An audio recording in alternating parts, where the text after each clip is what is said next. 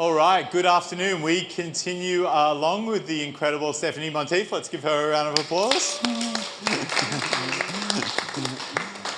Stephanie, incredible artist and incredible teacher here at the centre.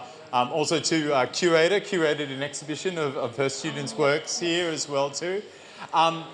It's something that I mentioned, maybe come a little closer, Steph. It's something that I mentioned before, that one of the great benefits of doing this show is for the students to see the work. But I guess in some ways that can kind of be, I don't know, I might be a bit intimidated by, because you're teaching week in and week out and stuff, and how's it going to go? Yeah. What are their thoughts? Like Yeah. How has that process been? Oh, it was good. I did a walkthrough with students Yep. after it had opened, and we just went past everyone's work, and I thought, actually, the question of what is painting? Came up. And that's what was kind of refreshing, is not just seeing the work, but thinking how broad that term can go. Yeah. How a work like this might relate to painting. Yeah.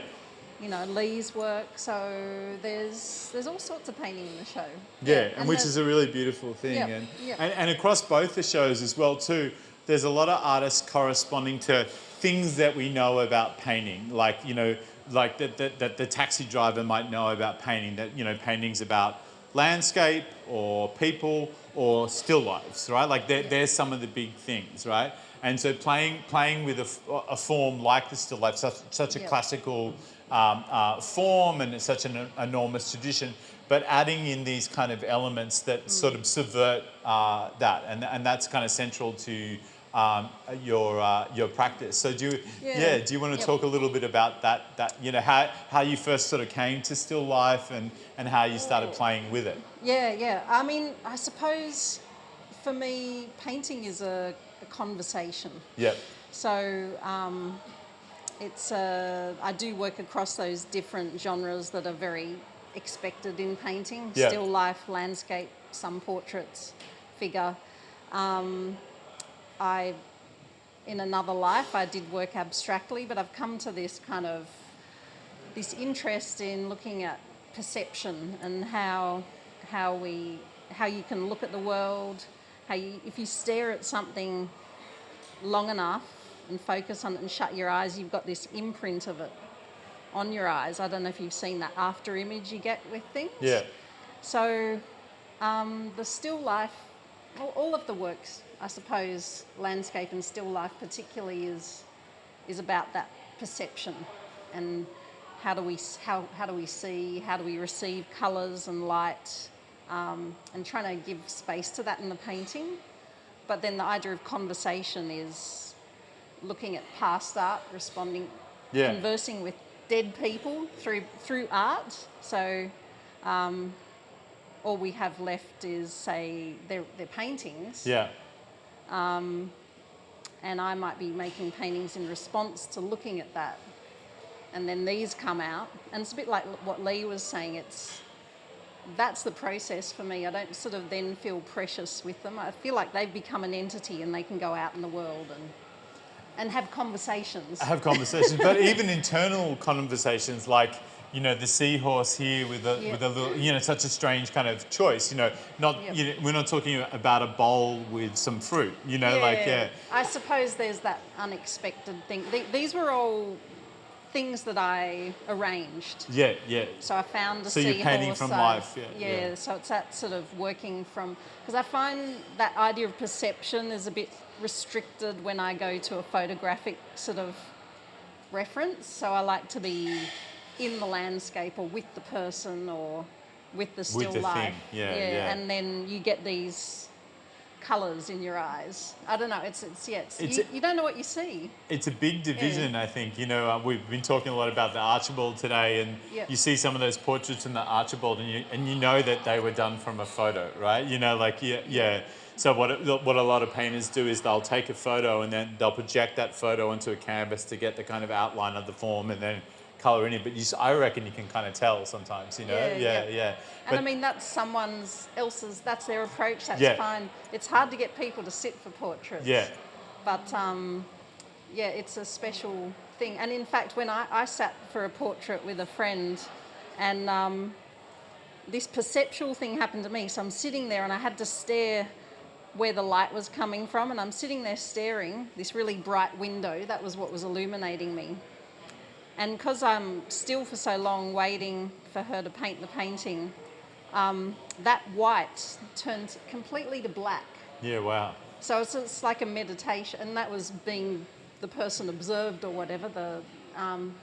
But yeah, I suppose for me it happens when I'm painting too. It's what do you see? Because it's not really straightforward.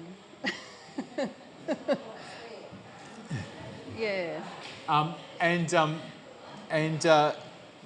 Is it the case that, like, you know, so as you're sort of going through life and stuff, like, you might find an object and go you know, and bring it back to the studio? Yeah, a bit of a hoarder, try Yeah. to keep it under control. But yeah, certain things, yeah, I'll look out for stuff. Yeah, the essential nature Yeah. of things. Yeah, Yeah. it is always crazy. Like, particularly, you know, through kind of like loss and things like that. When you go into someone's, I went into my uncle's home after, you know, he'd passed or whatever, and you're looking at these objects like a hairbrush or what, you know, whatever it might be, you know, and it's like, you know, those objects are sort of imbued with that person or that use or that kind of narrative and stuff. They have a weight, the weight of objects. Yeah. I mean, some of I get objects like that, but then some of these are completely mundane. I mean, the saucepan. Yeah. So yeah, it's a little bit of everything. Yeah, but there is also too, I think your painting, like these paintings are imbued with a sense of humour as well too, right? Yeah, I think that's a bit there throughout my work, yeah. The unexpected. Yep. It's incredibly beautiful, yeah.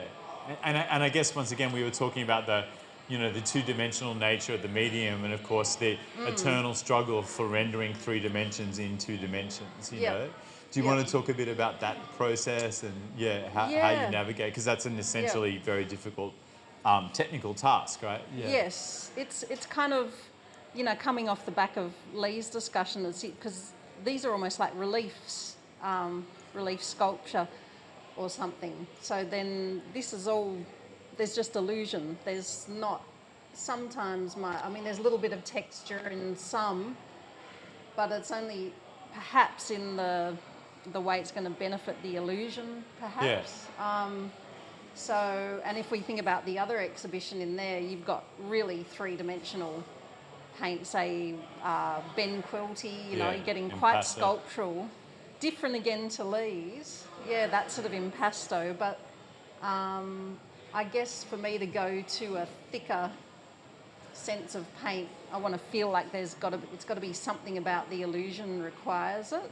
And so it is very once again back to that magic. Abstract, you know, I'm sure there's some painters in the room, and there's probably, you know, some non-painters in the room like myself. And I had this weird thing where a friend of mine who's a great painter sort of challenged me to do a painting, right? And I hadn't done a painting since school, you know. And I was like, I can do this. I look at lots of paintings, you know, blah, blah. I have access to all the paints and all this kind of stuff. I worked on this painting for 3 months and it was a disaster, right? It was an absolute disaster. And this is what artists, I don't think, understand about normal people. The idea of being able to have something in your head or something in front of you, and then being able to translate that onto something outside of yourself in a way that someone else could come along and go, a yellow vase with a shell, is magic. You know, if you try and do it, you know, and you are not, you don't have a background in it, it is the hardest thing in the world. So I have such great respect, and I have also too more respect not only for people who can do that, but who can try and teach people like me to do that.